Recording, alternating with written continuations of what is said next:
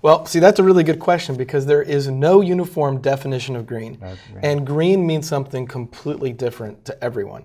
So for instance, green to me means that you have a healthy indoor environment, which means you have good indoor air quality, don't have a lot of what we call VOCs, volatile organic compounds, which emit a lot of toxins into the air that can cause cancer, known carcinogens.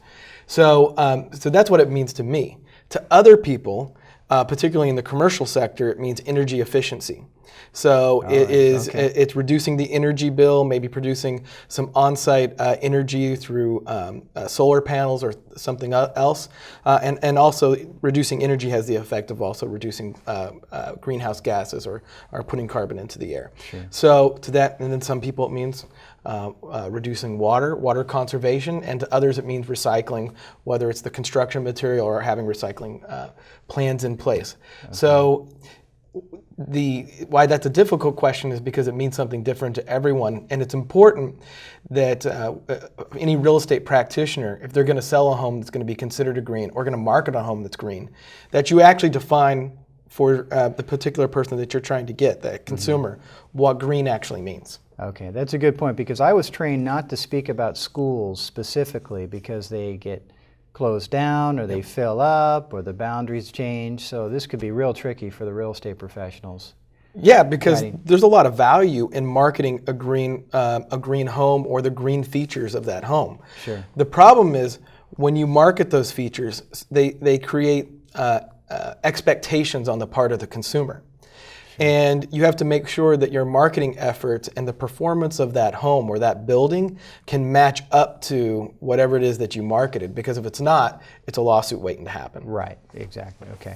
Now, I know that you have a certification in green technology. Would it be green technology or green? Yeah, what the certification that I have is I'm a LEED accredited professional. So I'm the first and the only real estate attorney in the Silicon Valley that has received the LEED accredited professional designation from the U.S. Green Building Council. Okay. So what that means is I'm really familiar with the LEED process, and I'm really familiar with green building in general. Okay. So it's an expertise I have. And then that, for the alphabet soup, the LEED stands for? Leadership in Energy and Environmental Design. Okay. And it's in a program that's administered by the United States Green Building Council out of Washington, D.C. Okay, now typically, don't builders and architects acquire that designation? Yeah, and engineers. So it'd be, you'd have people on the development team, builders, architects, engineers. It's predominantly a certification or an accreditation that they would get. Got it. But my philosophy is for those of us who deal a lot with green buildings and green building technology, that it's an important certification for me to get so that I understand what it is that my clients are trying to accomplish or how to help them manage their risk. And you have to be familiar with the program to do it. Right, exactly. That's a good point. Or as a real estate attorney, what they did not receive. Yeah, what they did not do, because you can sometimes be on the other side of it. So if somebody makes a representation that this is a healthier building or that you're going to save X amount of dollars because of the energy efficiency technologies that are in it, and it doesn't actually perform that way, again, you could potentially have a lawsuit waiting to happen. The U.S. Green Building Council did an interesting study that was released earlier this year, and they studied some of the buildings that had received these LEED certifications. And while most of them performed well above the, expectations, 25% of them actually performed below what we call brown buildings or existing buildings that don't have the green technologies in them.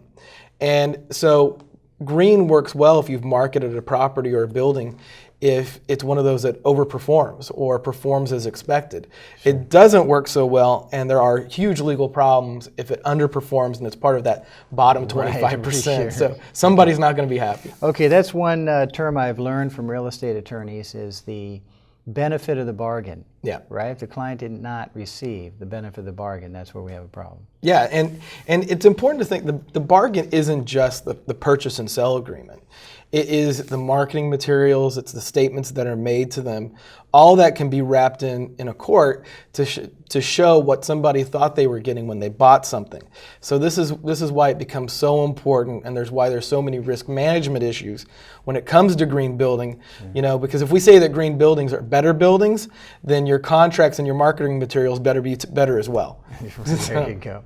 Okay, now it sounds like that typically is geared toward new construction, which I know is not the case necessarily, because there can be additions to a resale.